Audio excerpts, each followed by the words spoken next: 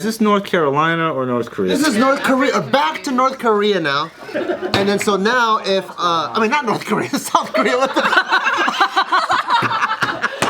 Like, you just gave up your intel.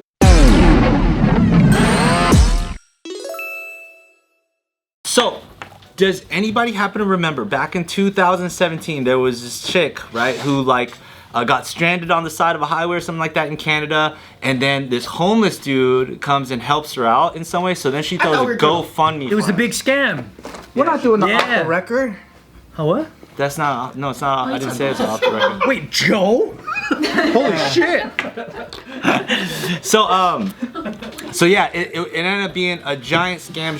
She put together this GoFundMe to try and raise $10,000, right, for this Good Samaritan homeless dude.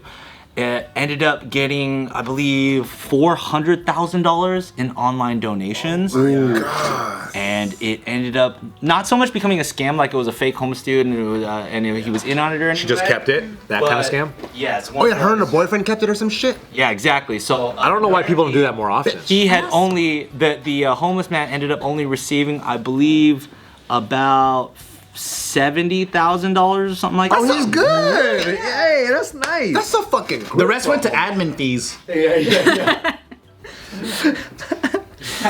And taxes and stuff. Admin fees.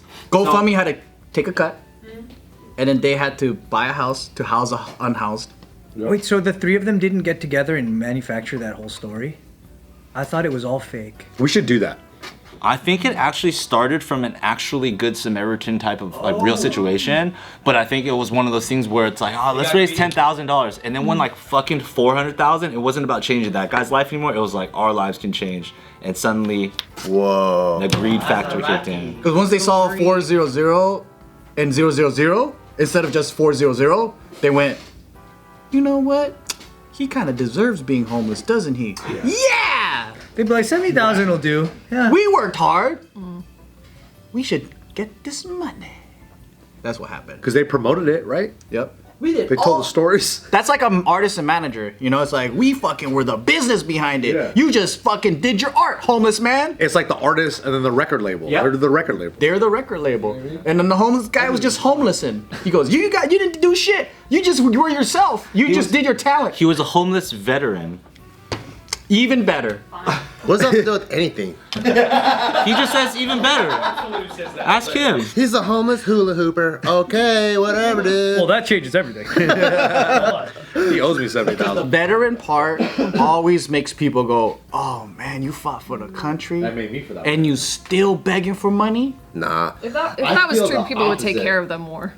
I feel the opposite. When I go to fucking like, so Nevada's crazy like veteran friendly, right? Like I'll go to the DMV, like, oh, did you know if you go to this hall, in City Hall, you don't have to pay car registration. And I go over here, oh, did you know if you do this, you have that? Because you're a veteran? Yeah, and the more things, so I went to City Hall, got the paperwork done, so I don't have to pay registration anymore.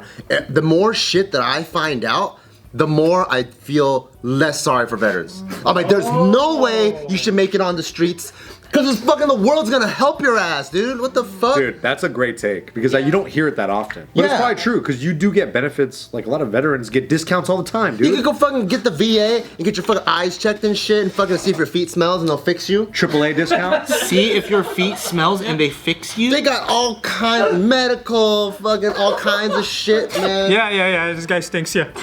Let's fix them. They got dude, the veteran community, they get hooked up like crazy. The ones I do feel bad for are the ones that they have like the charities for with like fucking legs blown off and they're like 100th in line at the hospital and they still can't get seen, stuff like that. But then the bare bones regular veteran shit that anyone could just walk into an office is plentiful. Because just walk into the office, dude. There has to be veterans that like didn't really do much in the war, right? Or in their army or whatever. Whoa, wow, slow zoom on Nick. They can still go and get their feet fixed. Hey, if they were a mailman in World War II, This guy. they were sending messages. He Right? could still, that guy that fucking didn't do anything, Did you see time? like me, Did you see I action? didn't do anything right? either. He could still get his registration fucking taken care of. Yeah, that's pretty See? cool. Bart was guarding supplies. Yeah. Yeah, I said no one. Via Excel sheet. No one's touching these canteens Yeah. unless I put my dick in them And first. he was Wait, what would you do, man? Hey, It's sanitation, okay? Bart went to Korea and guarded a graveyard. That's some hardcore shit. From which direction? No, I guarded a graveyard in North Carolina. From the ghosts?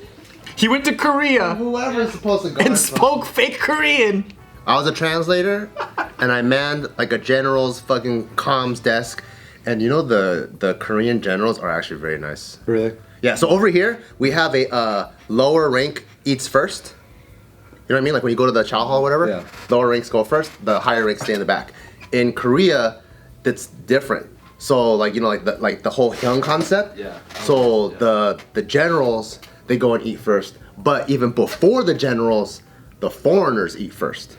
Guests eat first. So like, even though I'm fucking low ranking, they're like, oh, you get to go first in front of me. So I get to stand with the general and shit, and then their chow hall is fucking mandu, fucking noodles, and all kinds of He shit. even said noodles like Fabi.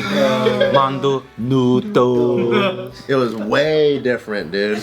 And I got to eat in fucking Korean atmosphere. Wow. Versus What does that mean? like a Korean restaurant, like a Korean restaurant. Like they put They serve you and do this? like American military bases. It feels like a military base. You know what I mean? It's like, Wow. is this wall ready to disassemble tomorrow? It's like that. Over there, it felt you got a fucking like a blue heron fucking thing. There's like neon signs and soju.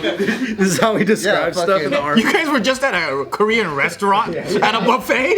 Welcome to the Korean military. In the middle of the base, dude, I'll show you pictures. In the middle of the base looked like the Huntington Library. There's a fucking little pagoda and shit. Like fucking lotus pads on a pond ready for people to go. That kind of shit. That is nice. Our bases do not look like No that. pagodas at our bases, huh? Nope. And you get benefits for that? I don't know about the benefits, but I liked that.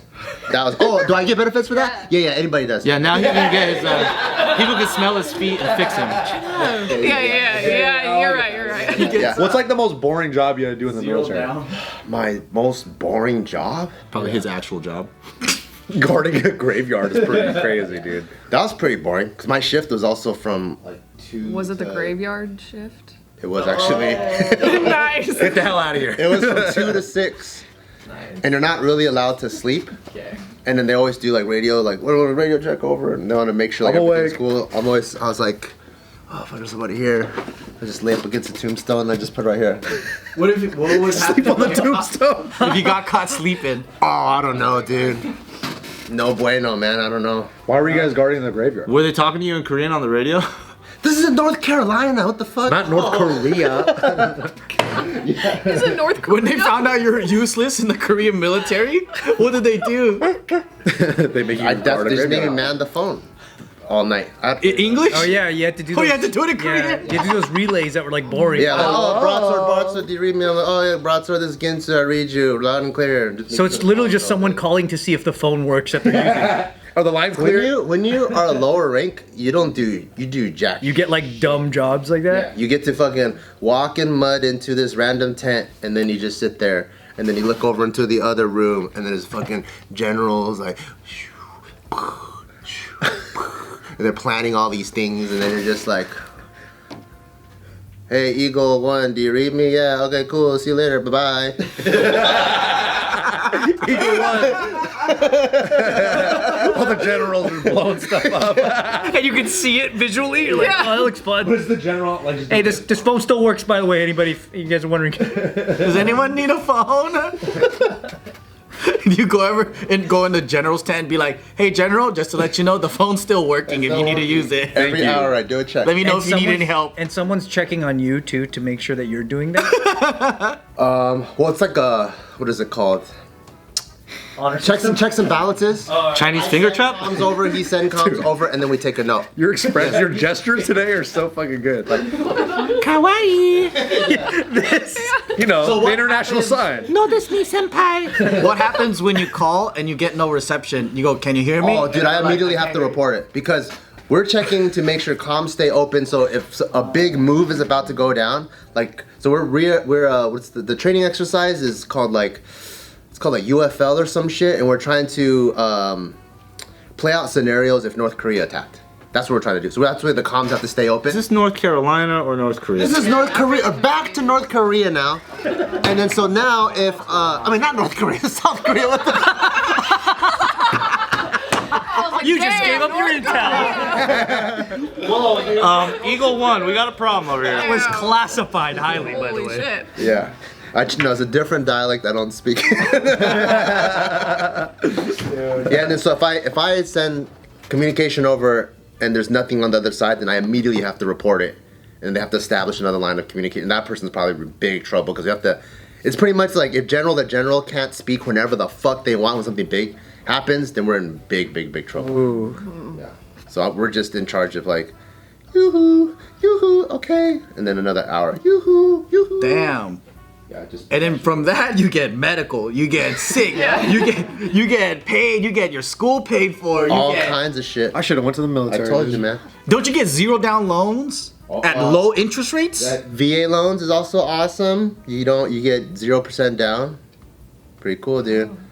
That's why I hear all these things. I'm like, you want to sleep on the sidewalk? That's your bad, dude. Join the military, brother. Oops. All sidewalk.